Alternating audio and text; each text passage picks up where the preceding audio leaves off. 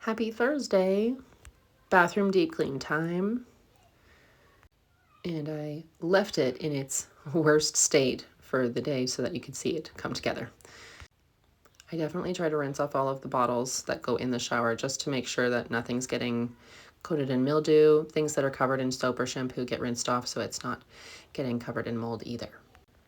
I must ask that you please excuse any landlord specials that you see. My entire place of living is basically one big landlord special. But we are very grateful to have a home that we live in, and that's all that matters. If you see what I'm doing right now, I am using a child's toy tub to rinse my tub. It's also why I really like having a removable shower head that I can pick up and use to clean the shower. For the bathroom, I am using a bleach-based Lysol to attack any mold or mildew that grows, as best I can at least. It doesn't help for all of it. When bathrooms are not sealed properly, it grows mold. So I highly encourage everyone to make sure that they're using the right sealer for all of the surfaces in the bathroom. Otherwise, you get people struggling to breathe or getting sick because they have to use the bathroom, and that's where the mold is.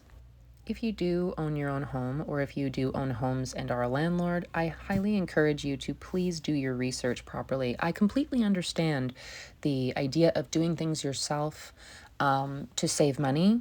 But if you're going to do it yourself, you need to make sure you're using the right equipment, the right sealer, the right caulking, the right everything, because it will end up costing you way more money in the long run to get rid of mold, to get rid of mice, to get rid of bugs, or whatever it is that you have in the house, to not and not to blame the tenants for the damage that occurs over time because of bad craftsmanship to begin with.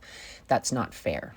YouTube is a fantastic resource because there are contractors, there are builders, there are crafters there that tell you how to do everything and why you should do it that way.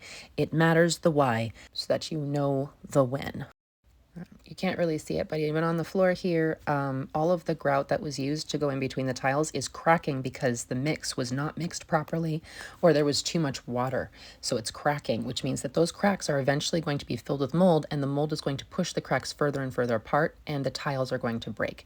And that's what happens over time. And then a whole floor not only needs to be replaced, but the mold also needs to be taken care of, and that is very costly. So I encourage everyone to please do their research so that those things don't happen and you have a long-lasting bathroom. Thank you so much for watching my video. Have a blessed day.